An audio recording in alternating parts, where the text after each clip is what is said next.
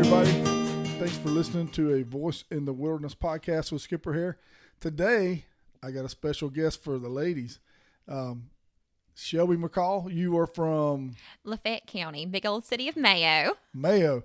Now, I just saw an article about a year ago where there was a mayonnaise company that came in and changed y'all's name for a day or something. What was that all about? Oh, so Miracle Whip did this big promotional thing where they came in and changed the name of our town to Miracle Whip. They said the people of Mayo were way too interesting to be called boring old Mayo, and it was a big promotional thing. There was like on the New York Times, I think. It was this crazy big ordeal. Super cool, and of course, they pulled the little sticker off the water tower. Back to boring old Mayo, but it's a great place to be from. Well, I love that little town. I love the Swanee River. We live on the Swanee River. The ministry kind of is almost centralized around that river. And to me, one of the most beautiful places on the river is in that area of Lafayette. Every year we do a spring hop trip where we'll take and start out at Lafayette Blue Springs, and we'll go down all the way down to Little River. Mm-hmm. So we stop by, I think like there's 30 springs or something like that in that trip. And we just stop by all these springs throughout the weekend. It's awesome. I mean, it'll wear you out. It's about 35 miles. Oh, wow. Yeah, by water, which is a pretty good, healthy, like hike in a canoe. So I met you. You're the cheer coach at Dixie County High School. Yes, sir. And I met you just recently. And I was looking at your Instagram page. And, man, you have had a huge amount of success in pageants. Yes, sir. How many crowns have you won? Oh, goodness. Okay, so my national titles, I was Miss United States Agriculture. I was the National Forestry Queen, the Florida Forestry Queen. I was Miss Heart of the USA. I mean, you name it. I've won over $40,000 in pageant scholarships. It's more than paid for my graduate school and my bachelor's. And I graduated all the way through a master's in graduate school debt-free because of pageants. And a lot of people think they're superficial, but we have a whole curio cabinet in my house full of crowns. But there's something with meaning. I grew up on a 6th-generation family farm, and we grow timber, and we're in the agricultural industry, so they have important meanings to me personally that I'm glad to advocate for and encourage other young women to pursue their passions through it as well. That is awesome. I mean, so how many acres are you growing? We have 1,200 acres, our family farm does, and we grow predominantly timber / longleaf pine, and I raise show cattle, and it's a little bit different world. So with the show cattle, they're the fluffy cows, of course. They was a big thing on Facebook a few years ago and Instagram, where they're the long-haired cattle. And timber's mainly what we do, and there was an article about us in the Riverbend News, and it was like from pageant shoes to work boots was like the name of the article. So it was really kind of cool to encourage young women to break that glass ceiling and be a part of the agricultural industry if that's what their family does, and play an active role in being there and being for the family. Well, we are the FCA Outdoor Ministry, so if you guys have any problem with pestilence of turkeys or deer on this land, we will help you out with that. Oh yeah, we look forward to bow season every year around the house. I bet you do. So you've been in this, and so my wife has been involved a little bit in pageants, and, she's with dance and all that kind of stuff. And I was telling her one of the things that really amazed me when I met you was that seems like that whole world of being in pageants and being around that kind of world all the time seems a little bit difficult. And here you are, a born-again Christian, love the Lord. That's like number one on your list. And so I just kind of wanted to hear, with the platform that the Lord has given you in this area, how, tell us a little bit about how that works in this world that you're in. Well, it's a completely different world. I mean, you go from being raised in a Christian home and loving the Lord and seeing all this, and then you go to these pageants, which, I mean, they are a scholarship program, with my fingers in quotation marks. That's really what they say they are. But a lot of times behind the scenes, there's a lot of the cattiness. There's a lot of the bickering and bitterness. But if you let your light shine for the Lord, that comes first. I mean, you're a pot, you're pouring that water into other people. You can plant those seeds there. And I believe, rejoice in the Lord always. And again, I say rejoice. And you let that shine through everything you do and the decisions that you make and the dresses that you pick and the things that you speak about. That really comes through. And whenever I was competing in pageants, whether it was an agricultural pageant or a typical beauty pageant, one of the things I always try to promote was, I lost my dad when I was in high school. The day before I turned 16, I buried my father from cancer. And one of the programs that I believe are it's incredibly important and something that I try to do is mentoring children who have lost a parent to cancer. And a lot of times kids can be resentful. They can ask God, why? Why did this happen to me? Why is it me? Why? And you have 1,000 questions. And a lot of times you see these kids turn from the Lord and change their viewpoint on Christianity.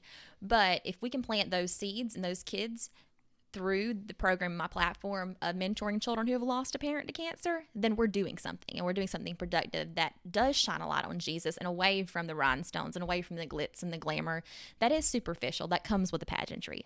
But it helped me provide a platform to encourage those kids to follow through with their ambition, their goals, and what they want out of life. You know, you talk about your dad because it's so interesting because when I came to Dixie County to see some of the students, and I came to meet you and talk to you about camp. And then I met your mom prior to our meeting, and she shared the story about your dad with me. Oh, goodness. Before I met you. And my father passed when I was 2.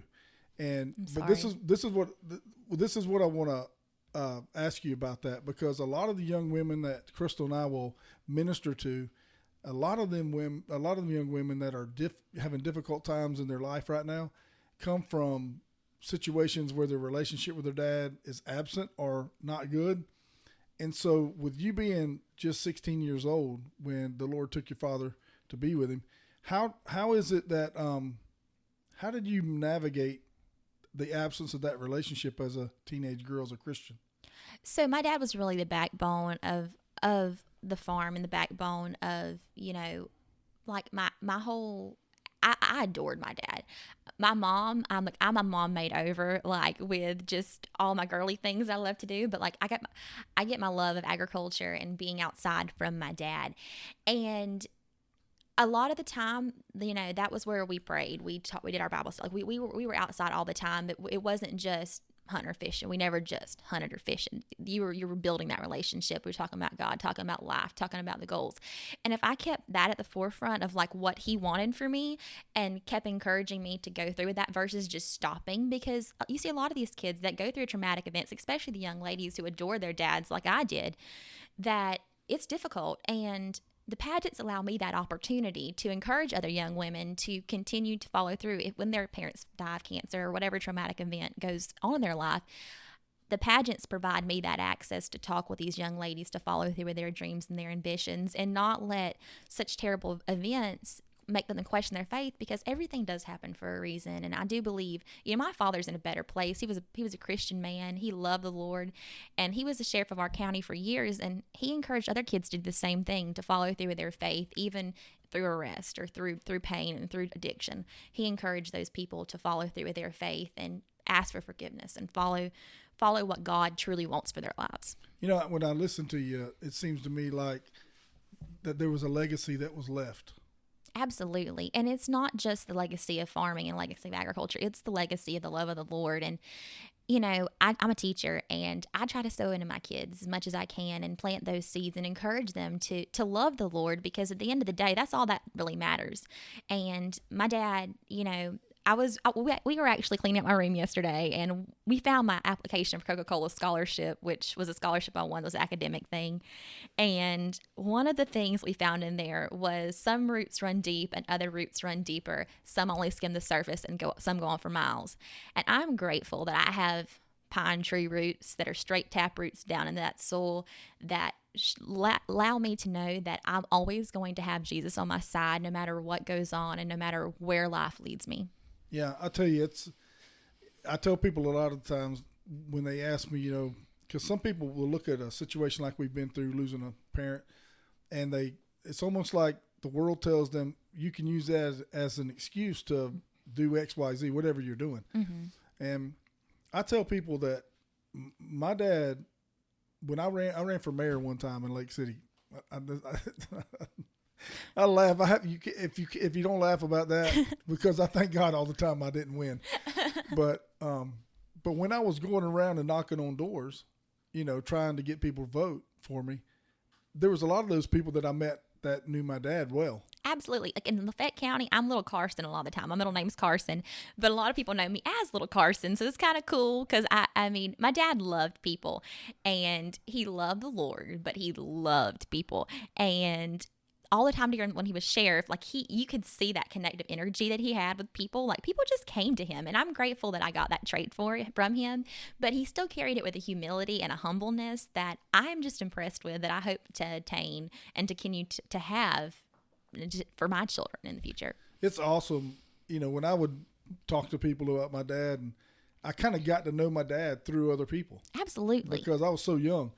And I remember, there was a little thing in the newspaper one time, and it was like, send in a letter about the best dad because it's Father's Day. And I wanted to I never did this, but I wanted to send a letter and then talk about, nominate my dad. And because my dad was the kind of man that lived a life that was so good and had so many people loved him because of the way that he was, that it was almost like his legacy was enough to make me want to be a better man. It was almost, his legacy almost was enough to help raise me and give me that father figure that I needed in my life, even though he physically wasn't there.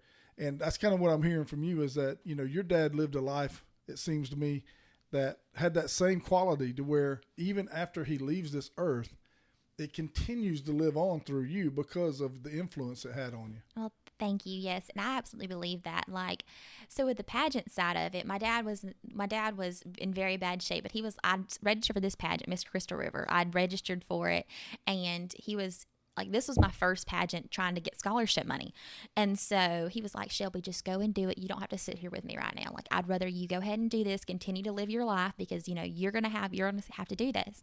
And he wasn't to the point he was going to pass it. He was having some serious complications with his cancer, and when he was in the hospital. So I went to this pageant, and I was a cowgirl. Like I showed cattle. I was rough for a little bit. And then, my mom refined me and some, and she had all the etiquette classes and the pageant dresses and everything. And then he was like, Shelby, you need to go do this. You need to go do this. And so I went and I did it, and I won that thing. And I came in that hospital. I showed my daddy that crown. He was like, Shelby, you actually did it. And so he encouraged me kind of to keep on doing these pageants. And I'm really grateful that he did, because if I look back where I am now or where I would have been without him, it's probably two totally different atmospheres. Yeah, that's awesome. And the theme I'm getting in my mind is when you kind of talk about this is, we talk about, as Christians, we talk about, it's not about what we have now. It's about what we can leave when we're gone. Absolutely. And that legacy that we're talking about with our dads, actually I had a lady tell me the other day that she went to church with my dad when he was here. And I was like, that's the first time I'd ever had anybody tell me. I knew he went to church, but I'd never met anybody that'd been in church with him. Mm-hmm. And so that was kind of interesting to me. And so you get a chance sometimes to hear these stories about your dad.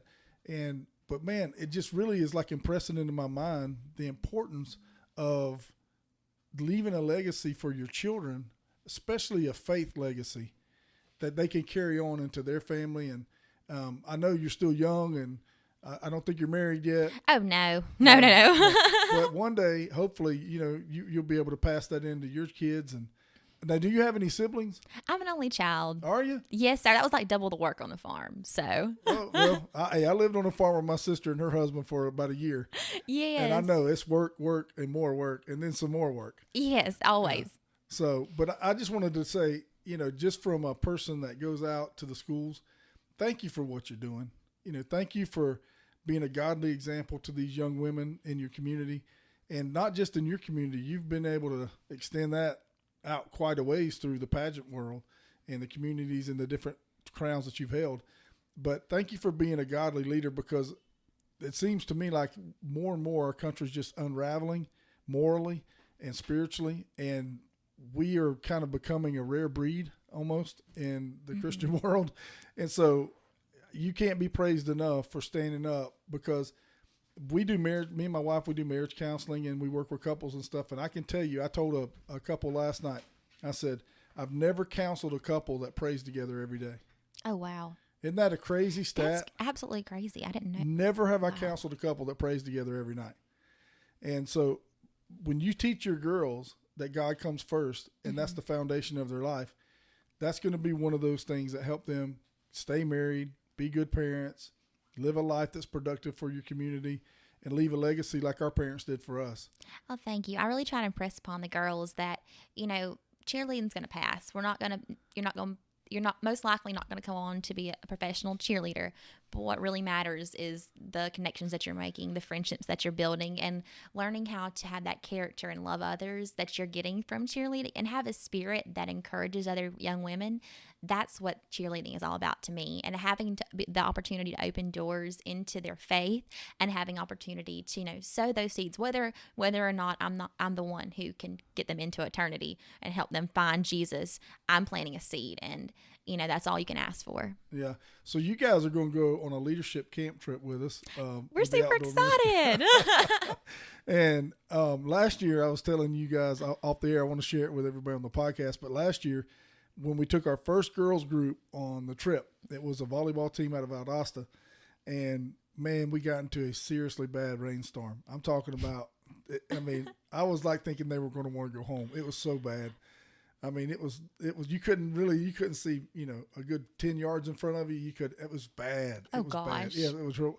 And so I'm thinking these girls are going, cause this, that's the school that came with me. They're a little bit more high income, kind of, girly girls, and not like Dixie County where they come from the woods. It wasn't like that. This was city girls. And I look over and there's a canoe coming by with two girls in it, and they've got their paddles held up in the air, and they're just going, "This is awesome. This is the coolest thing ever." And I was thinking, oh my gosh, they are like embracing it. And so at the end of the camp, we asked them to kind of write an exit letter of what they thought of the experience. And every girl but one talked about the rainstorm and how cool it was to go through that. And what they did was they took that whole concept of learning how to love things when it ain't good, when things aren't good, to stay positive. And they took that into their whole season and wound up playing for the state championship. That's awesome. I hope we have the same kind of luck going into it. Yeah. So it's really to me, I was telling you off the air that the girls are just so awesome to work with, because they really, when you start talking about studying the Bible and they're just so open to it. They're just so open to growing in their faith. And, so I appreciate you being willing to do this, because it is a really unique event, but our goal is to make sure that they come out of this with deep roots, like you're talking about, in who they are in Christ, so that they can carry this into their life as they graduate and start a family and start working and all that kind of stuff. We want to make sure they have a good foundation to take off with. And so thank you for bringing them, because I'm excited about that.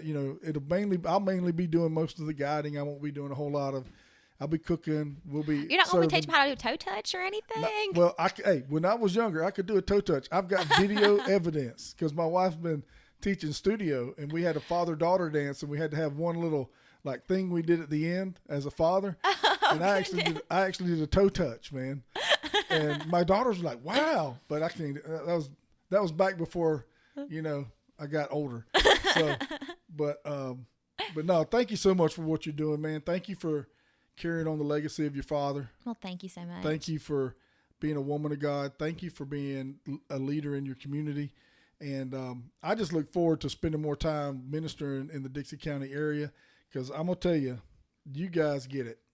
I'm grateful to work in a school district like I work in too. You can walk in on our doors and see "In God We Trust," and that is our state motto. That is encouraging to others, but we really mean it. We trust in the Lord, and almost all of our teachers are born again Christians who love these kids, who want to pour into these kids, and that's part of what keeps me coming back and coaching cheerleading. I have the opportunity to pour into these girls, not just the skills, not just how to tumble, not just how to dance, not just how to do a cheer on the sidelines, but how to be young women of God and how to display themselves in a manner that, is good representation of the Lord and a good representation of themselves that they can look back on in 20 years and like, goodness, I'm grateful that I had that opportunity to build with with our coach that we had with Coach Shelby.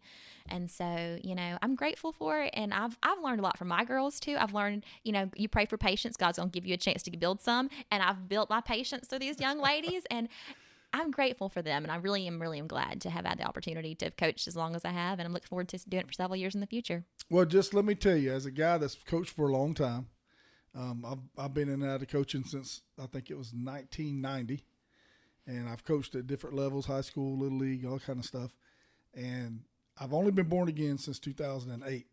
But let me just tell you, as a guy that's been down this road a little bit longer as a coach, there's going to be days where these girls come back to you after they get into life, and they're going to look at you and they're going to thank you.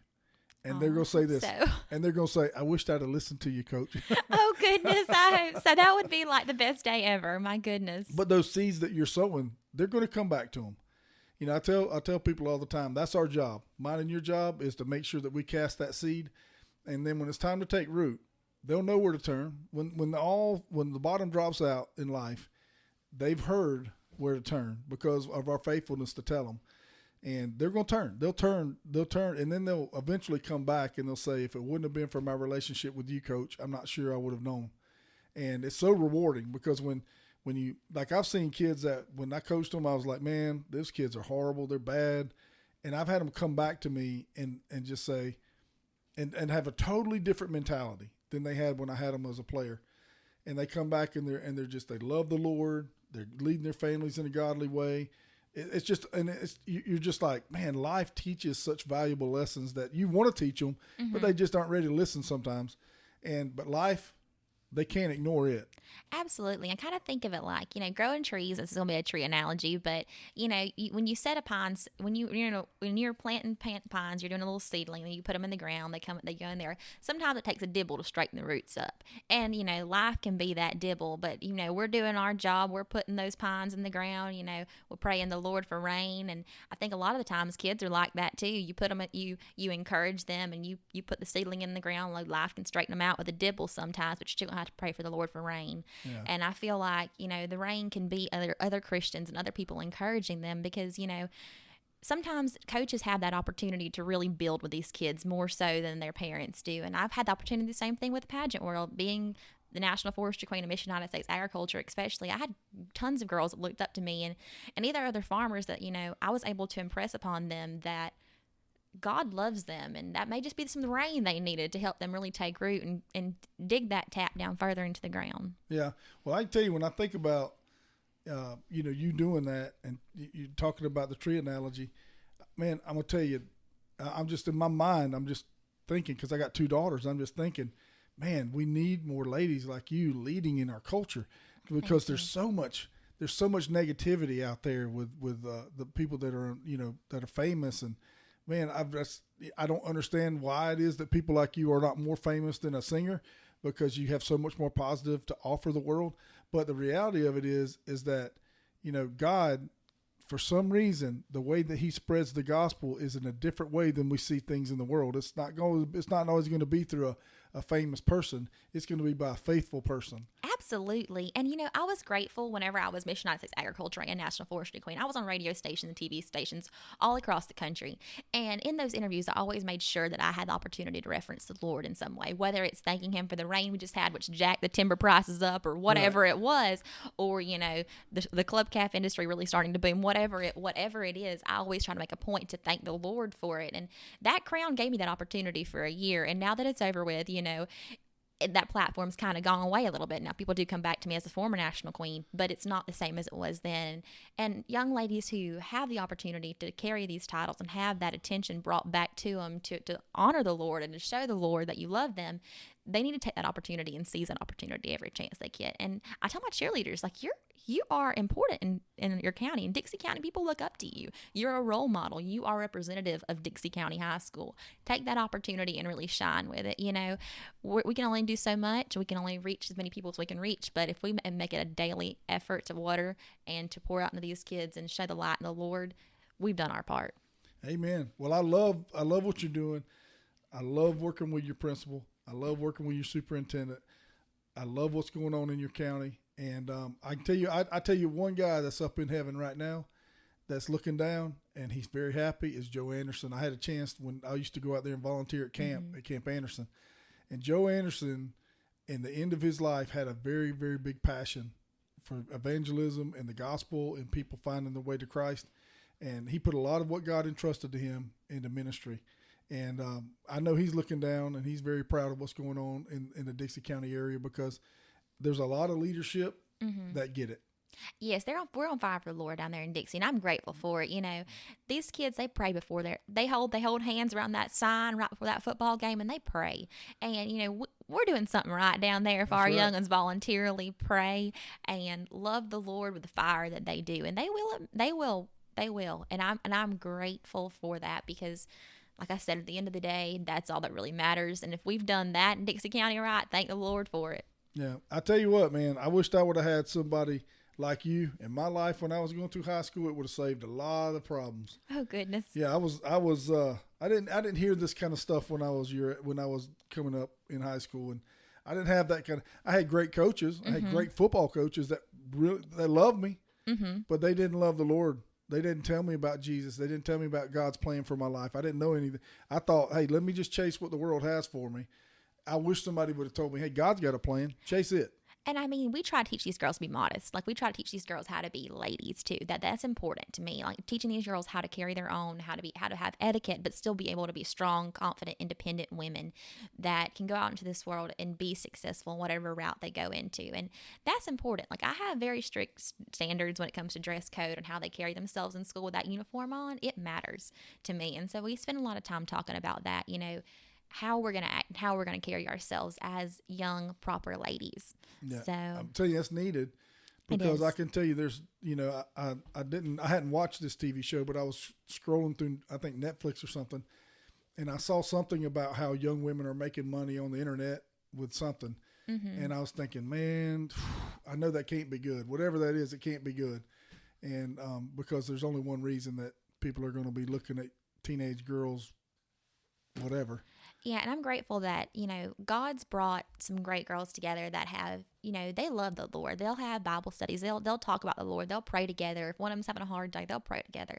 And, I'm grateful to have a bunch of girls that God has sent to be the leaders in that school come together and really encourage one another because they genuinely, it's a sisterhood there. And I'm grateful to coach a squad that they get along so well. Their parents are supportive. Like, you don't hear about, cheerleading as being an easy sport to coach because it is a very difficult sport. There's a lot of technical things they have to learn, how to be safe, how to tumble and flip and jump and all that without spraining an ankle, doing all that stuff. But they're very receptive to learning. But most importantly, like if one of them has a bad day, they're not going to say, oh, you need to straighten up. Oh, you need to get this right because the coach is going to make us run. No, they know that I'm not going to make them run because, I encourage the girls. We would do cardio workouts, but we encourage one another. It's not going to be a tear down, break apart, make them feel bad about what they did. No, it's a learning experience that they have the opportunity to grow and to learn together. Isn't it better? I look at the Duck Dynasty guys, their family, and the way they've been, on television and the way people have seen the positive family. And, here you're talking about how your girls support each other. And I'm thinking, man, life is so much better when you do it God's way. It really is. Like, we don't have any drama on my cheer squad, and I'm so grateful for that. I do feel like it has a lot to do with the girls loving the Lord, knowing how to be good Christian young women and like reinforcing that with the ideals and the morals of Christianity and encouraging these young women to, let their light shine for the Lord because most importantly, at the end of the day, like I said, that's what really matters. And if we were trying to do something else, then that would be a waste of our time. But we're encouraging the football players, we're encouraging one another, and it's a different world down there in Dixie County, and I'm grateful to be a part of it. That's awesome, man. Well, look, thank you for taking the time to come over here. I know this was kind of a day off for you a little bit, and I thank you so much for being willing to come over here and be a part of the podcast. And well, thanks for having me. Meet with my amazing wife, which I think you guys are going to wind up being great partners. So excited for it. So excited. I promise you, she loves dance probably more than she loves me. To tell the truth. It's easy to love dance. Which is probably not very difficult, but she does love it, and she's passionate about it, and God has given her a lot of giftings in that area, and she's excited about FCA dance. And so thank you for coming. Thank you for being a part of the podcast, and thank you more than anything. Thank you for being a woman of God and being a leader and being unashamed of the gospel. Well, thank you so much for having me. I really enjoyed sharing. And you guys be careful on these wet roads. We'll try to be. I mean, I'm a very bad driver, but I'm rode with my mom today. And is all this rain helping tree farmers make more money? Oh, goodness, yes. So this morning we were actually on the phone. Like, we were trying to handle some business on the phone today. And with all the water in the woods, it makes our pine values go up. I know this is the Voice in the Wilderness podcast. We've been talking a lot about girly, like cheerleading things. But I'm a farm girl at heart. But, yeah. So our pine prices are going up. These are some prices we've never seen before. So I'm really grateful for that. We prayed for rain this weekend. I know probably a lot of people that were down there at Hatchie at the Fiddler Crab Festival probably didn't like me for that, but we were praying for rain and we're thankful for it. That's awesome. It's crazy how God works. And when I'm praying about weather and stuff like that, I always say, God, you know what we need. He sure does. We don't understand it, but you know what we need. And even when the river is under my porch at my house, which is 35 foot above normal, I'm saying, God, thank you. Because whatever you're doing, I know you're doing it for the betterment of your children. Absolutely. And so, listen, y'all be careful on the way home. Thank you. I look forward to seeing you guys again. I can't wait to take you to camp. And between now and then, we'll be praying specifically for you and your team. Well, thank you. Go Bears. All right. See you later. Thank you for listening to a Voice in the Wilderness podcast with Skipper Hair. We hope you enjoyed this podcast. You can also learn more about FCA Outdoors by going to fcaod.org. Check out the Woods and Water magazine, which comes out once a month. Skipper writes an exciting article for FCA Outdoors. You can pick them up in most convenience stores in the Southeast region. Don't forget to subscribe to the YouTube channel Hair Days-Uncut to follow all the podcasts from Skipper and his friends.